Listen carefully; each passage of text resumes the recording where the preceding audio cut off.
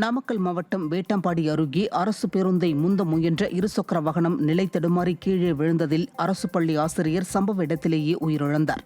ராசிபுரம் அடுத்துள்ள வெண்ணந்தூர் அரசு பள்ளியில் தாவரவியல் துறை ஆசிரியராக பணியாற்றிய ஜெயபால் என்பவர் இருசக்கர வாகனத்தில் வீடு திரும்பிக் கொண்டிருந்தார். அப்போது வேட்டம்பாடி அருகே அரசு பேருந்தை முந்த முயன்றபோது சாலையில் இருந்த பள்ளத்தில் நிலை தடுமாறி விழுந்து பேருந்து சக்கரத்தில் சிக்கி சம்பவ இடத்திலேயே பரிதாபமாக உயிரிழந்தார். இந்த விபத்து தொடர்பான சிசிடிவி காட்சிகள் தற்போது வெளியாகி அதிர்ச்சியை ஏற்படுத்தியுள்ளது.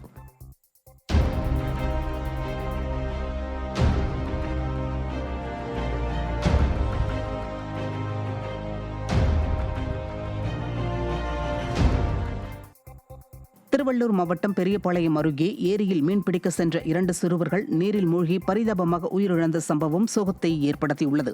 மெய்யூர் கிராமத்தை சேர்ந்த 2 சிறுவர்கள் வார விடுமுறையை முன்னிட்டு ஏரியில் மீன்பிடிக்க சென்றதாக தெரிகிறது. அப்போது சிறுவர்கள் இருவரும் எதிர்பாராத விதமாக நீரில் மூழ்கினர்.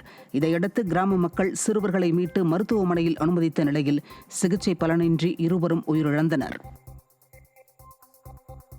விருதுநகர் மாவட்டம் ஸ்ரீவில்லிபுத்தூர் அருகே தேசிய நெடுஞ்சாலையில் ஆம்னி பேருந்து கவிழ்ந்த விபத்தில் 2 பேர் சம்பவ இடத்திலேயே உயிரிழந்தனர். கிருஷ்ணன் கோவில் அருகே தனியார் ஆம்னி பேருந்து தற்காலிக பாலத்தில் கவிழ்ந்து விபத்துக்குள்ளானதில் 2 பேர் உயிரிழந்த நிலையில் 19 பேர் படுகாயமடைந்தனர். அப்போது நாடாளுமன்ற தேர்தல் பிரச்சாரத்தை முடித்துக்கொண்டு அவ்வழியாக வந்த புதிய தமிழகம் கட்சியின் நிறுவன தலைவர் டாக்டர் கிருஷ்ணசாமியின் மகன் டாக்டர் ஷாம் விபத்தில் படுகாயமடைந்தவர்களுக்கு முதலுதவி அளித்து மருத்துவமனைக்கு அனுப்பி வைத்தார். திண்டுக்கல் மாவட்டம் கொடைக்கானல் அருகே காட்டுத்தீ பரவியதால் செடி கொடிகள் எரிந்து நாசமடைந்தன. கடந்த சில நாட்களாக கொடைக்கானல் மலைப்பகுதிகளில் வெப்பம் அதிகரித்து காணப்படும் நிலையில் பெருமாள் மலை அருகே உள்ள தனியார் தோட்டம் மற்றும் வருவாய் நிலத்தில் திடீரென தீப்பற்றி எரிய தொடங்கியது. காற்றின் வேகம் அதிகமாக இருப்பதால் தீ மளமளவென பரவி அப்பகுதி முழுவதும் புகை மண்டலமாக காட்சியளிக்கின்றது. தகவல் அறிந்து வந்த வனத்துறை பணியாளர்கள் தீயை அணைக்கும் முயற்சியில் ஈடுபட்டு வருகின்றனர். கடலூர் மாவட்டம் பெண்ணாடம் அருகே ரயில் பாதையின் அருகில் இருந்த ஏரியில் விழல் தீ பிடித்து எரிந்ததால் மதுரையிலிருந்து சென்னை சென்ற வைகை எக்ஸ்பிரஸ் ரயில் அரை மணி நேரம் தாமதமாக சென்றது. பெண்ணாடம் அருகே தாழநல்லூர் பகுதியில் ரயில் பாதையின் அருகில் உள்ள ஏரியில் இருந்த விழல் திடீரென தீப்பிடித்து எரிந்துள்ளது. இதை அறிந்த பகுதிக்கு விரைந்து வந்த தீயணைப்புத் துறையினர் தீயை அணைத்தனர். இந்த தீ விபத்தினால் திருச்சியிலிருந்து சென்னை சென்ற வைகை எக்ஸ்பிரஸ் ரயில் ஈச்சங்காடு ரயில் நிலையத்தில் நிறுத்தி வைக்கப்பட்டு சுமார் 25 நிமிடங்கள் தாமதமாக புறப்பட்டு சென்றது. மயிலாடுதுறை மாவட்டத்தில் 8 கிலோ கஞ்சாவை பறிமுதல் செய்த தனிப்படை போலீசார் 4 கைது செய்தனர். மயிலாடுதுறையில் கஞ்சா விற்பனை தொடர்ந்து நடைபெற்று வருவதையொட்டி தனிப்படை போலீசார் மயிலாடுதுறை புதிய பேருந்து நிலையத்தில் சோதனையில் ஈடுபட்டனர். அப்போது 4 8 கிலோ கஞ்சாவையும் கைப்பற்றிய போலீசார் 4 மீதும் வழக்கு பதிவிட்டு கைது செய்து சிறையில் அடைத்தனர். விடிய ஆட்சியில் கஞ்சா கடத்தல் தொடர்ந்து அதிகரித்து வருவதாக பொதுமக்கள். சிவகங்கை மாவட்டம் திருப்பத்தூர் அருகே கிராம கண்மாயில் மீன்பிடி திருவிழா வெகு விமர்சையாக நடைபெற்றது. அரிபுரம் கிராமத்தில் உள்ள கிராம கண்மாயில் நடைபெற்ற மீன்பிடி திருவிழாவில் ஏராளமான மக்கள் கலந்து கொண்டு கச்சா கூடைகளை கொண்டு மீன்களை பிடித்தனர். இதில் நாட்டு வகை மீன்களான பாப்புலட், கெண்டை, கெளுத்தி போன்ற மீன்களை பிடித்து மகிழ்ச்சியுடன் சென்றனர். ஈரோடு மாவட்டம் அந்தியூர் அருகே பட்டா வழங்கப்படாததை கண்டித்து நாடாளுமன்ற தேர்தலை புறக்கணிப்பதாக கூறி பொதுமக்கள் போராட்டத்தில் ஈடுபட்டதால் பரபரப்பு ஏற்பட்டது.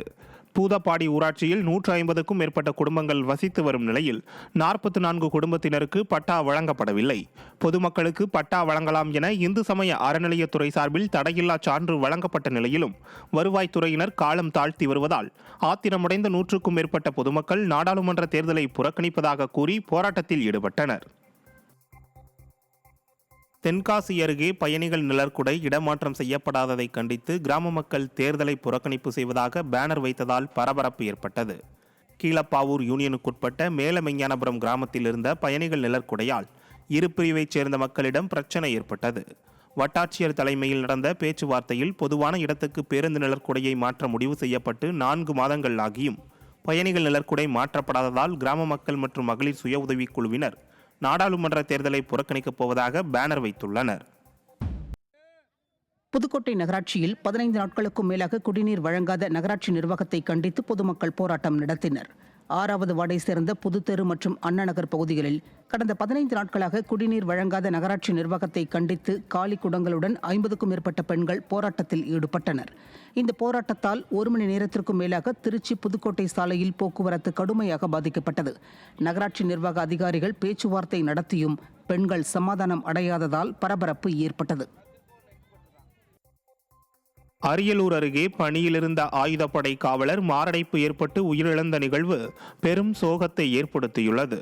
அரியலூர் மாவட்டம் ஜெயங்கொண்டம் அரசு மேல்நிலைப் பள்ளியில் 10ஆம் வகுப்பு பொதுத் தேர்வு வினாத்தாள் பாதுகாப்பு பணியில் ஈடுபட்ட ஆயுதப்படை காவலர் லெனின்குமாருக்கு கரூர் மாவட்டம் வெண்ணெய்மலை பகுதி மக்கள் நாடாளுமன்ற தேர்தலை புறக்கணிப்பதாக அறிவித்து வீடுகளில் கருப்பு கொடி கட்டி போராட்டத்தில் ஈடுபட்டனர். வெண்ணெய்மலை பகுதியில் உள்ள பாலசுப்பிரமணிய சுவாமி கோவிலுக்கு சொந்தமான நிலத்தில் சுமார் 450க்கும் மேற்பட்ட மக்கள் பல ஆண்டுகளாக வசித்து வருகின்றனர். இந்நிலையில் கோயில் நிலங்களை மீட்கும் நடவடிக்கைகளில் ஈடுபட்ட இந்து சமய அறநிலையத்துறை வீட்டு உரிமையாளர்களுக்கு நோட்டீஸ் அனுப்பியது. இதனை கண்டித்து அப்பகுதி மக்கள் தங்களது வீடுகளில் கருப்பு கொடி கட்டி நாடாளுமன்ற தேர்தலை புறக்கணிக்கப் போவதாக அறிவித்ததுடன் வெண்ணெய்மலை பேருந்து நிறுத்தம் அருகிலும் போராட்டத்தில் ஈடுபட்டனர். இன்ன வரையிலும் 1912 84 செட்டில்மெண்ட்டில் எல்லாமே ரைத்து வாரி பட்டா ஆகி இன்ன வரைக்கும் நாங்கள் வீடு வரி பத்திரப்பதிவு கட்டணம் செலுத்தி கிரயம் பெற்று முறையாக வீட்டு வரி தண்ணீர் வரி எல்லாம் செலுத்தி அனுபவிச்சுட்டு இருக்கிற இடத்துல இப்போ நான் ஒரு நோட்டீஸ் கொடுத்து இப்போ இந்த இந்து சமய அறநிலை அதிகாரியை அன்றைக்கி ஜட்ஜ்மெண்ட் ரிசர்வ்டு உங்களெல்லாம் நாங்கள் வீட்டை காலி பண்ணிடுவோம், ஹச்ஆர்என்சி ஆக்ட் 78 படி உங்கள் பேரில் நடவடிக்கை எடுத்து வீட்டை காலி பண்ணுவோம், கரண்ட்டை கட் பண்ணுவோம் அப்படின்னு எங்களை மிரட்டுறாங்க. மதுரை மத்திய சிறையில் உடல்நலக்குறைவால் உயிரிழந்த சிறைவாசிக்கு உரிய நிவாரணம் வழங்க கோரி குடும்பத்தினர் சாலை மறியலில் ஈடுபட்டதால் பரபரப்பு ஏற்பட்டது. மதிச்சியம் பகுதியைச் சேர்ந்த கார்த்திக் என்ற இளைஞர் விசாரணை கைதியாக மதுரை மத்திய சிறையில் அடைக்கப்பட்டார். இந்நிலையில் கடந்த 5ஆம் தேதி கார்த்திக் அரசு மருத்துவமனையில் உயிரிழந்த நிலையில் அவரது மரணத்துக்கு காரணமான போலீசார் மீது நடவடிக்கை எடுக்கவும் நிவாரணம் வழங்கவும் கார்த்திக்கின் உறவினர்கள் வலியுறுத்தினர். தங்கள் கோரிக்கையை வலியுறுத்தி சாலை மறியலில் ஈடுபட முயன்றவர்களை போலீசார் கைது செய்தனர்.